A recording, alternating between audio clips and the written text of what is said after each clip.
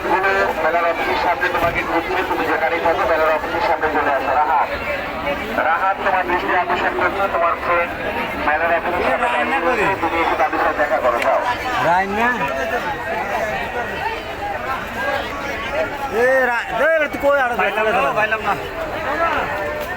ভাই কি টুকাইতে সব? হ্যাঁ আমি স্বর্ণের চুল টুকাইতে আছি ভাই, যেটা আজকে রাত্রে আমার লাগবো এক ভরি স্বর্ণ।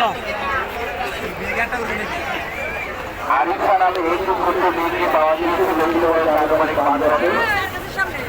তুমি